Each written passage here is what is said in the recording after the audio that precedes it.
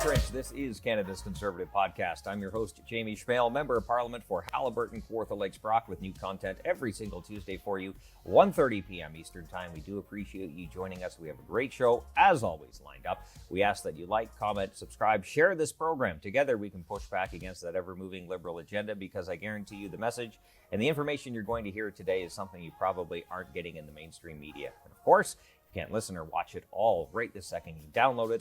Listen to it on platforms like CastBox, iTunes, Google Play, Spotify, you name it. It is out there.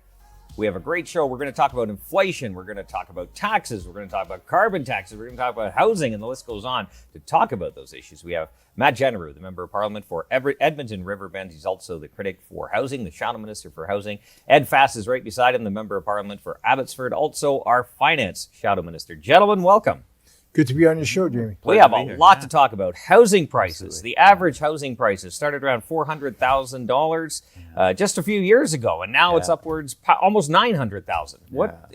This is $868,000 right now is what the average house price in Canada is. Yeah, but want to know what it was like when these Liberals came into government just 6.5 years ago? It was $434,000. So they have effectively doubled the housing price in just that 6 years, and it's unbelievable to think that home ownership is anything but a dream right now for so many Canadians that are of that new generation looking forward to buying a home one day.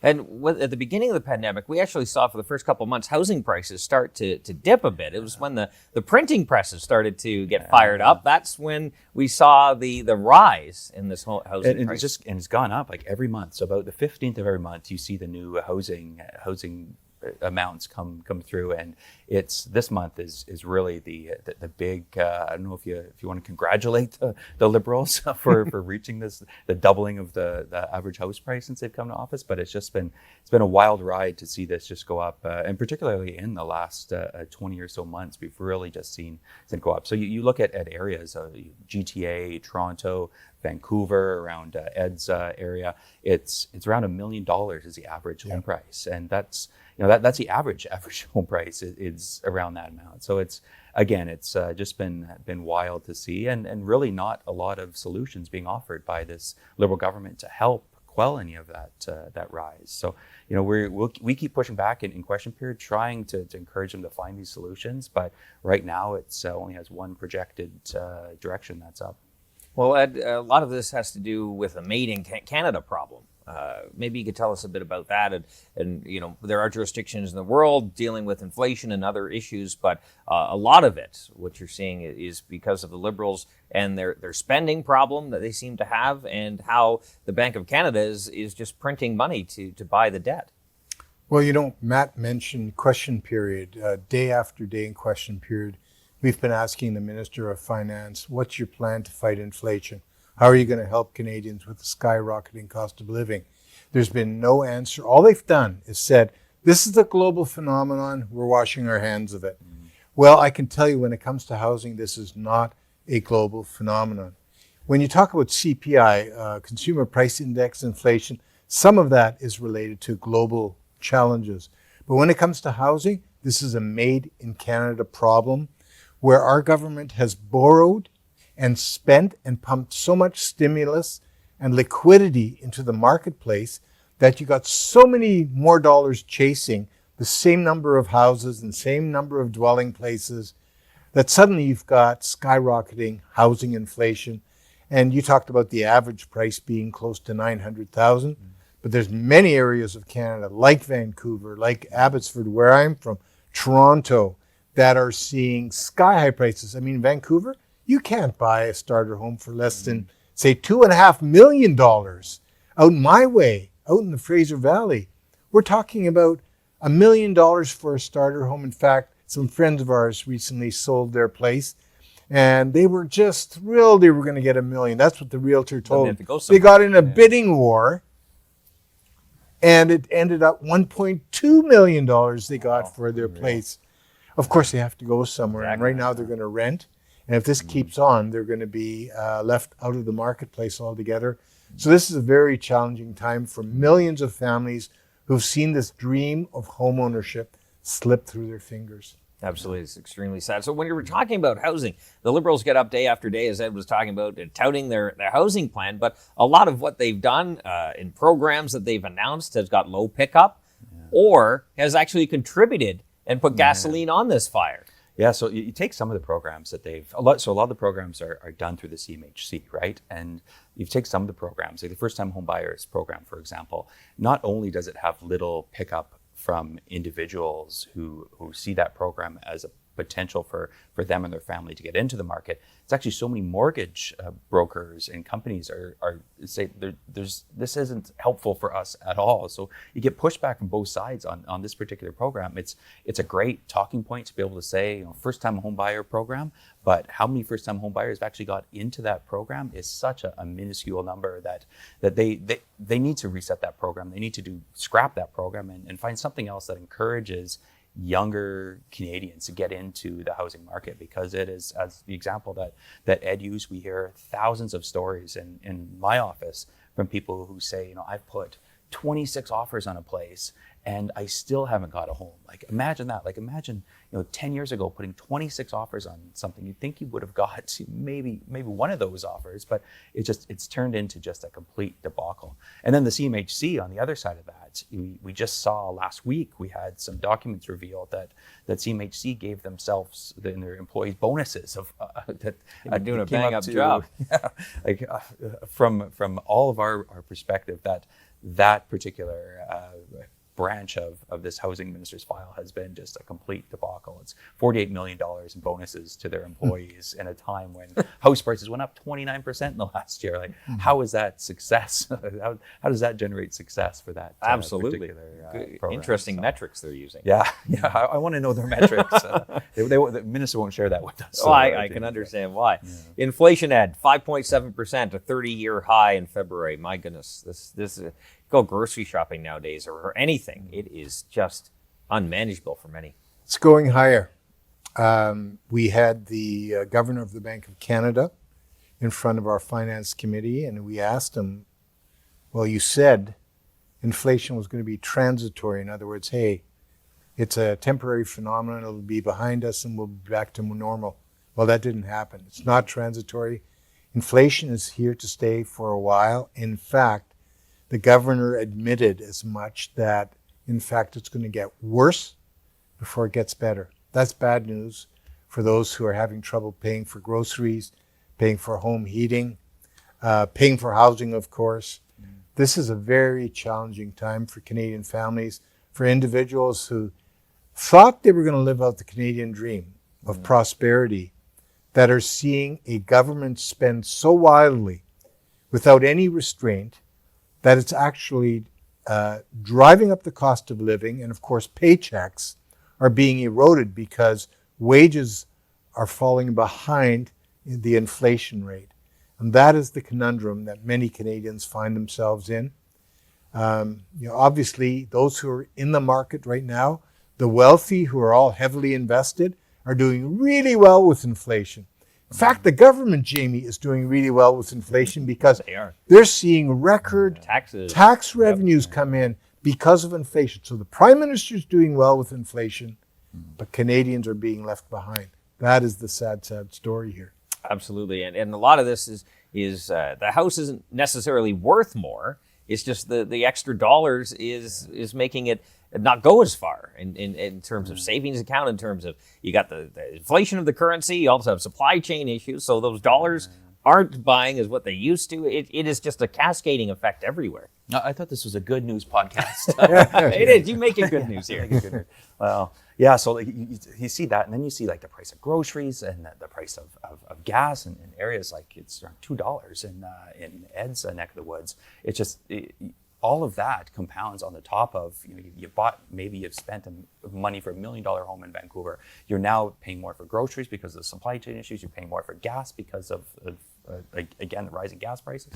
So it's turned the entire affordability is such a key. What issues we raise in question period all the time are largely focused on affordability, because that's what we're hearing from our constituents, from our communities, is that life just simply isn't affordable. And now the carbon tax is going up. Carbon tax. April 1st, April Fool's Day. Yes. This Prime Minister is playing a joke on Canadians. He thinks it's a joke to increase the carbon tax by another 11 cents per litre.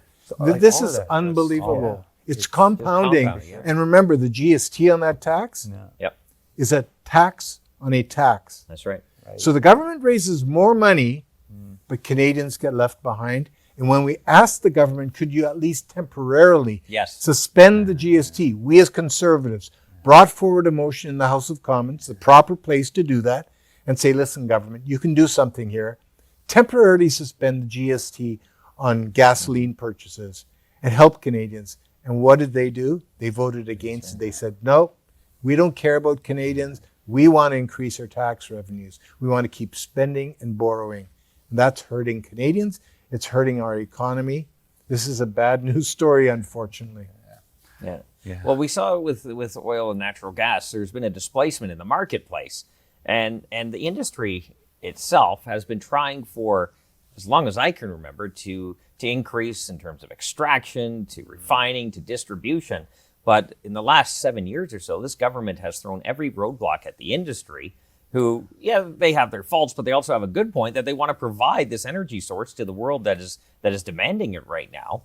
And we have no way of getting our extra supply to market. We don't have a way to get to the European market, that Energy East would and other pipelines. It just seems that this government has stopped any ability this country has to help lower energy prices and also displace the bad actors like Russia, Venezuela, Saudi Arabia at the same time.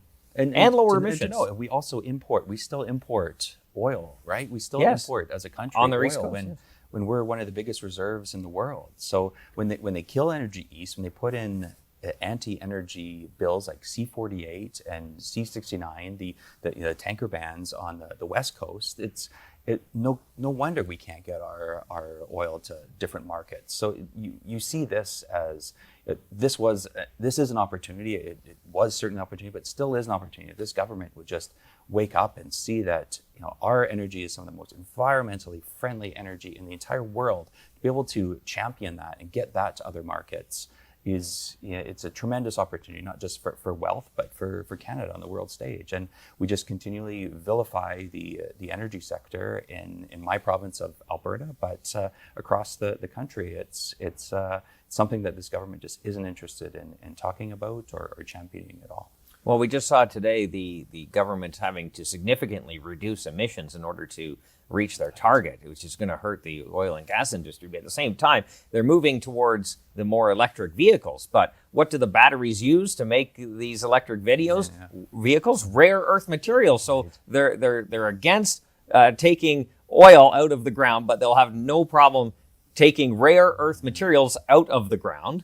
And it's called rare earth for a reason. There's only so much of that to go around, and not all of it's done in Canada. Right, yeah. And by the way, the government has approved the sale of Canadian rare earth companies. Yes, we saw the one in To the Argentina, Chinese. lithium, yeah. Why would we sell those rare earths, or our right to extract those rare earths, whether those reserves are in Argentina or in Canada?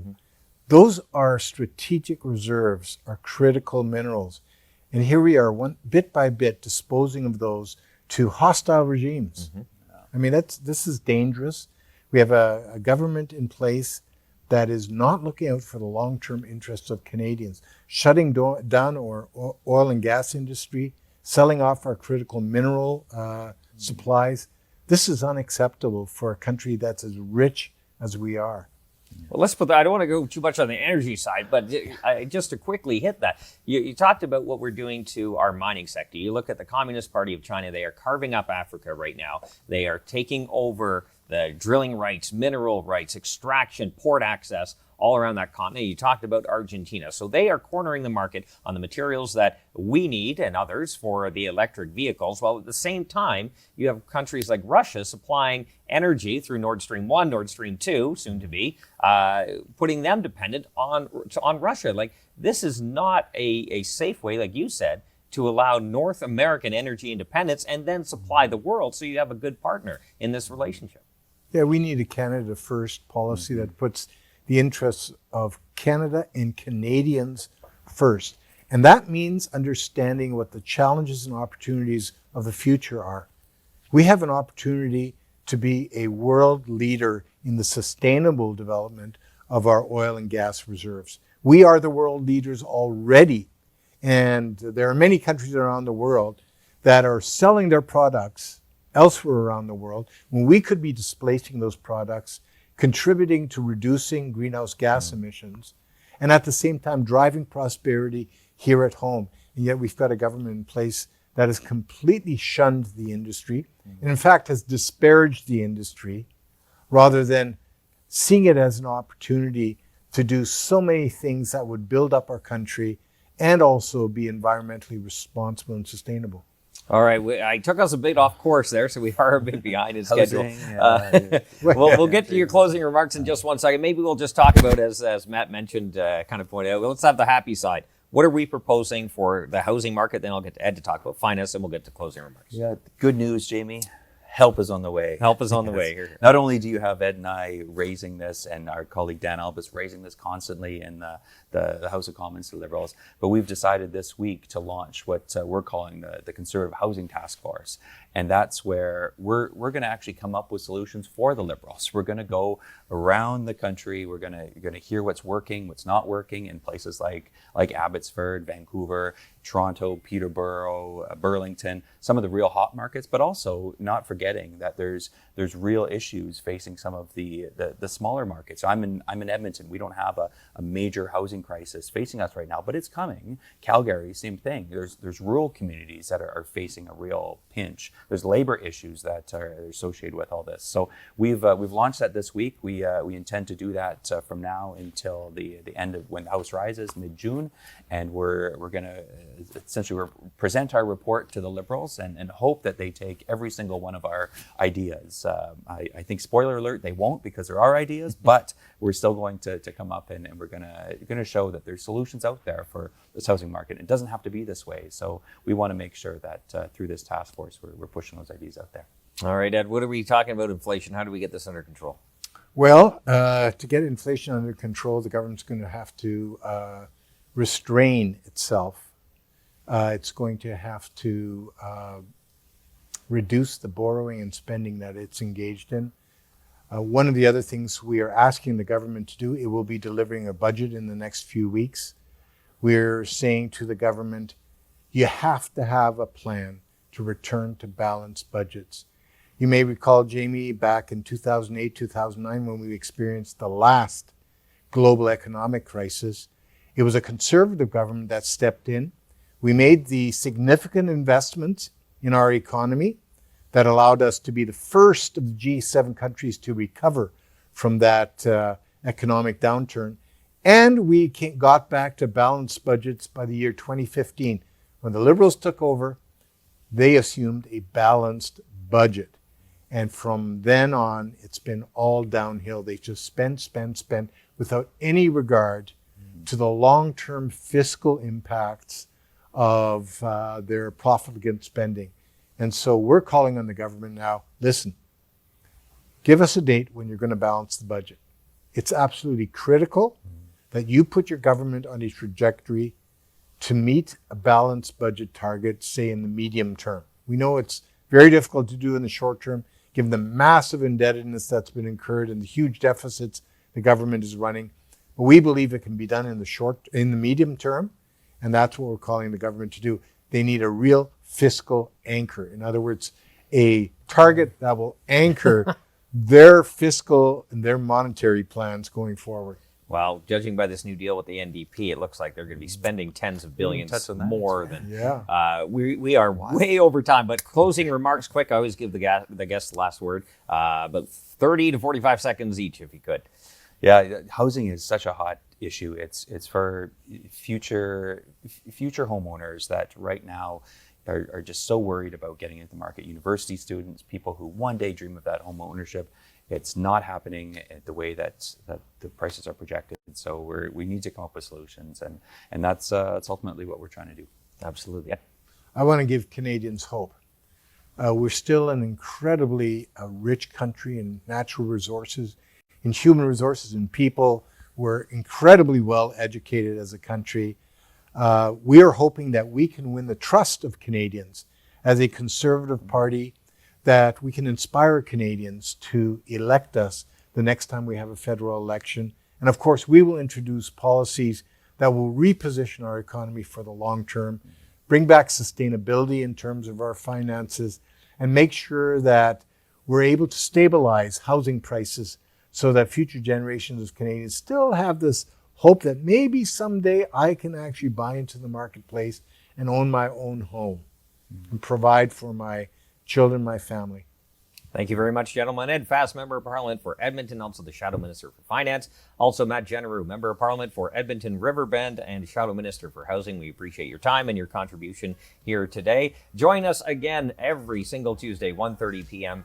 Eastern Time with new content. Question period is coming up in just a few minutes. Please stick around for that. Also, a gentle reminder, like, comment, subscribe, share this program. Again, this is information you're probably not getting in the mainstream media. And of course, if you can't watch or listen to it right this second, download it on platforms like CastBox, iTunes, Google Play, and Spotify. Listen to it at your convenience. Low taxes, less government, more freedom. That's the blueprint.